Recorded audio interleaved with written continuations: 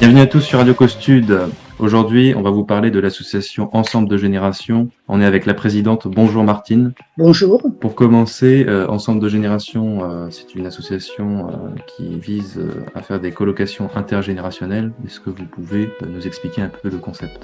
Eh bien, le concept, c'est de placer des étudiants qui se sentent seuls et qui n'ont pas trop les moyens de se loger en studio universitaire, de les placer chez des seniors qui ont de la place chez eux parce que souvent ils se retrouvent seuls dans une grande maison ou un grand appartement et ils souffrent surtout de solitude et d'isolement. Et le but est de les réunir afin que les deux se sentent moins seuls et qu'il y ait un échange. Ok. Et depuis quand votre association existe du coup ? Alors, elle existe au niveau national depuis 12 ans. Elle a été créée après la canicule de 2003 quand on s'est rendu compte que, enfin c'était pas moi, j'étais pas là au départ, qu'il y avait énormément de personnes âgées décédées chez eux qu'on a retrouvées 6 mois après. Et là, il y a une grande prise de conscience de l'isolement de ces personnes-là parce que personne ne s'était inquiété. Et d'autre part, il y avait des étudiants sur Paris à la base qui galéraient pour se loger alors que les personnes avaient des chambres vides chez elles. Donc la prise de conscience s'est faite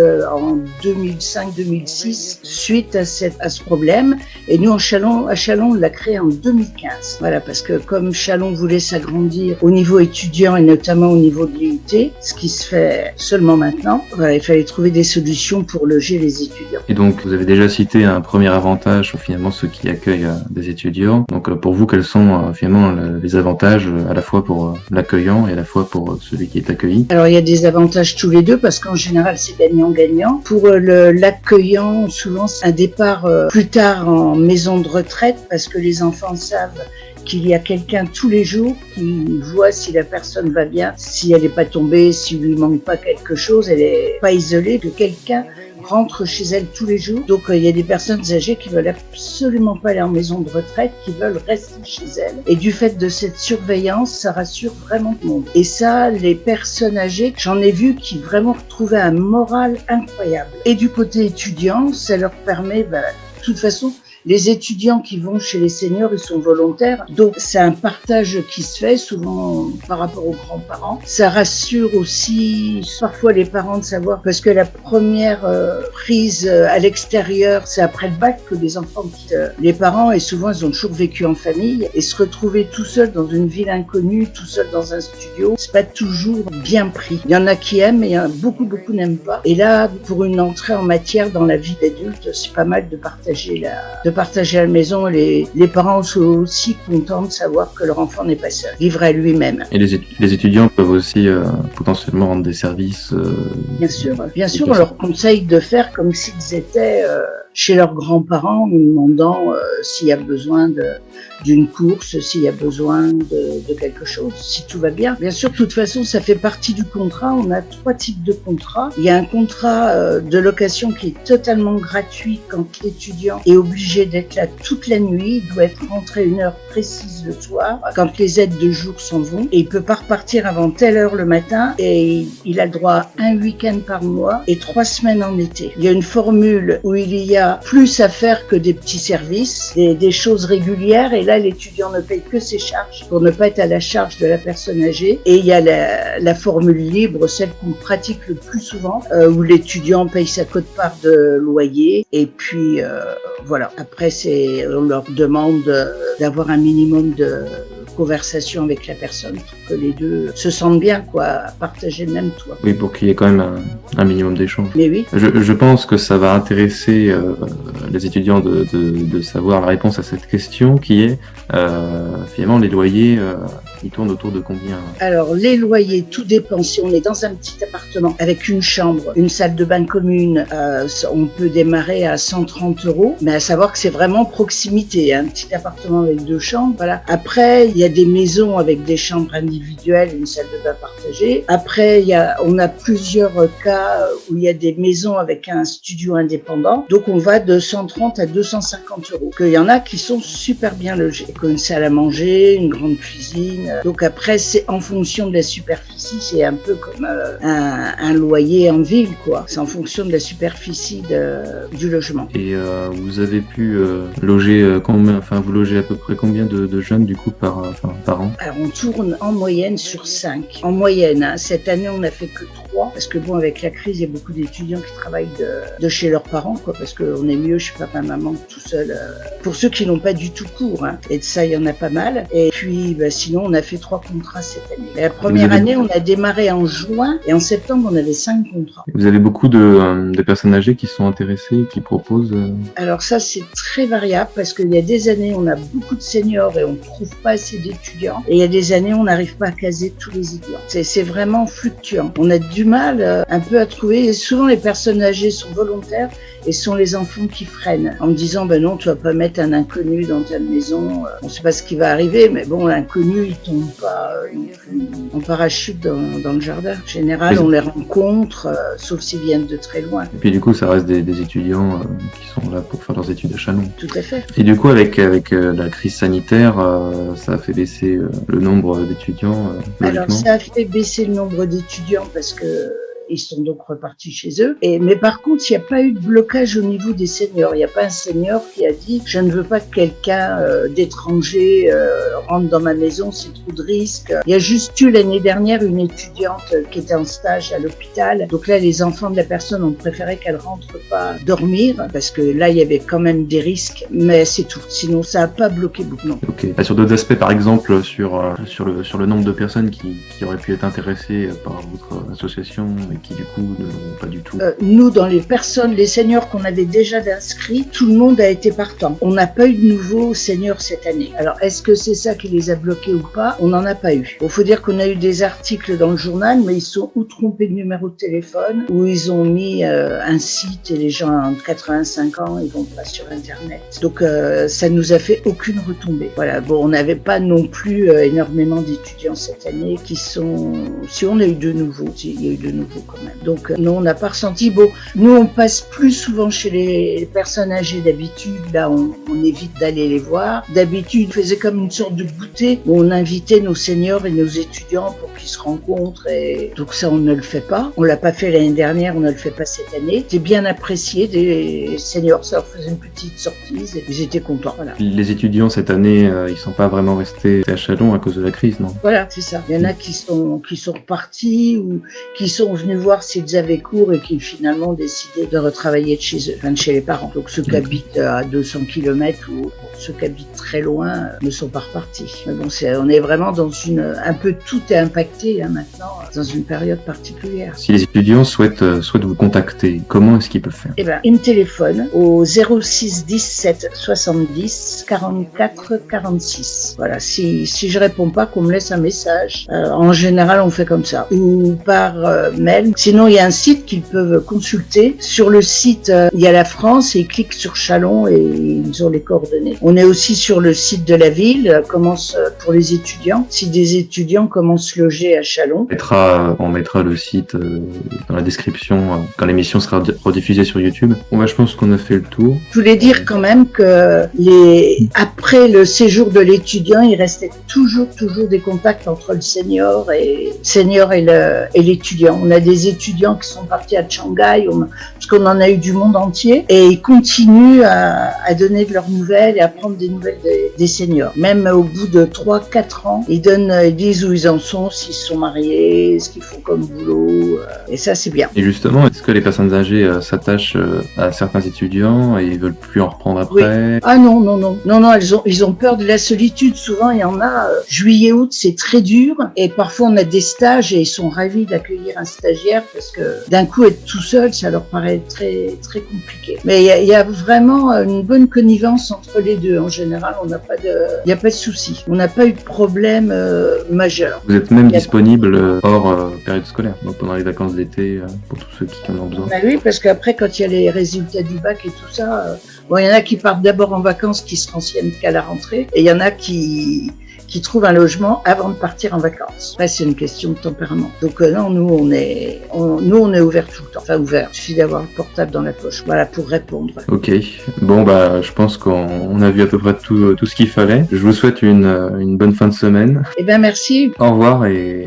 Au revoir. Au revoir et à bientôt. Ok, à plus tard, au revoir. On se retrouve tout de suite avec une interview d'Ijaz, un étudiant à Châlons, et de sa propriétaire, qui se sont rencontrés grâce à Ensemble de Génération. Bonjour à vous. Bonjour. Bien, tout d'abord, j'aimerais savoir quel est votre nom. Présentez-vous simplement. Alors, je m'appelle Anne-Marie. Je suis d'un âge assez avancé, disons 85 ans. Je suis Akbar Ijaz. Je suis étudiant de l'ENSAM pour les doctorants. Donc, c'est mon 5e mois avec Madame Terrar ici, entre deux générations. Ça marche très bien. Du coup, vous êtes ensemble depuis 5 mois, c'est ça? Oui. Et avant, tu n'étais pas du tout sur Châlons, toi, Ijaz? J'ai commencé un stage pour les 6 mois en assistant avec une entreprise. J'ai resté aussi déjà avec ODEM dans la maison pour les colocations. Donc, j'ai déjà expérience comment c'est marche, mais en Châlons, c'est avec l'association Ensemble de Génération. C'est une nouvelle expérience avec la personne plus âgée. C'est très bonne expérience ici. Pour l'instant, tout se passe bien, tout se déroule bien entre vous, aucun souci. Non, tout va bien. Chacun a sa liberté quand même. Il a son petit chez-soi et moi, pareil. Du coup, comment ça se déroule? Du coup, il a un espace rien qu'à lui et oui. Est-ce que vous partagez par exemple la même cuisine ou les mêmes Non, on a chacun notre cuisine. Ça ne nous empêche quand même pas de manger ensemble de temps en temps. Et puis bon, si l'un a besoin de quelque chose, on s'aide. Aller étendre du linge éventuellement, rentrer du bois pour faire une flambée, enfin plein de petites choses que j'ai besoin. Ils me le fait quoi. Aziz, Ça va. Oui, c'est Ali. Oh là là, c'est à chaque fois. C'est le même problème de la prononciation, c'est différent. Ça, on a des problèmes. Pour se comprendre, il y a des fois. Du coup, tu es étudiant, mais tu n'es pas d'origine française, tu viens du Pakistan, c'est bien ça? Ah oui, je suis étudiant au Pakistan ici. Donc, ici, à la maison, c'est tout indépendant. J'ai une cuisine, salle de bain, tout différent, salle de manger aussi, mon chambre. C'est tout différent. Donc, c'est très bien ces rangements dans la maison. Nous avons changé la culture, la cuisine, ou la manger ensemble. Donc, la madame, elle est aussi donné m'a offert pour visiter un Châlons en France, ou là, toute place. Est-ce que c'est difficile, du coup, d'être en France pour comprendre les gens, tu t'es vite adapté à la situation? Ah oui, quand j'arrive en France en 2018, j'ai un petit problème, ou comprendre français, ou comment la vie se passe bien ou non. Donc, après, comme j'ai amélioré mon langue du français, ça passe très bien. Toutes les personnes, c'est très aidé, c'est très gentil, ça passe très bien. Donc, actuellement, c'est mon troisième année ici en France. Donc, j'ai aussi amélioré mon langue, ou le savoir-faire, la compétence en technologie, ou dans mon domaine d'ingénieur mécanique ou matériaux, c'est amélioré très beaucoup. Donc, du coup, c'est une sorte d'échange de bons procédés, puisque chacun apporte quelque chose à l'autre. Voilà. Donc, le logement d'un côté, les petites aides de l'autre. Il s'intéresse beaucoup à notre vie, à la vie du Français. C'est très intéressant parce qu'on peut aider à comprendre la vie que l'on a. Ça n'a aucun rapport avec son pays finalement. Et est-ce que vous aviez déjà accueilli un étudiant avant, ou c'est la première fois? Oui. Non, c'est la 5e année. Ce n'est que partie remise. Du coup, vous en avez eu 5 ou c'était... Oui, 5. Un par année, du coup, c'est ça? Il y en a un, le premier que j'ai eu, il a resté 2 ans. Après, c'était un Marocain. Après, c'était une jeune femme de Strasbourg. Et puis maintenant, c'est Isaac. Pour moi, c'est mieux. Très bien. Vous diriez que ça vous apporte quoi, finalement, en plus des petites aides, je veux dire, humainement, ça vous apporte quelque chose? Ça apporte une certaine sécurité. Et puis, ça sécurise aussi mes enfants. Du coup, vous vous sentez plus en confiance maintenant? Voilà, c'est ça. Il peut m'arriver n'importe quoi, je pourrais très bien tomber, il n'y aurait personne pour avertir. Hein.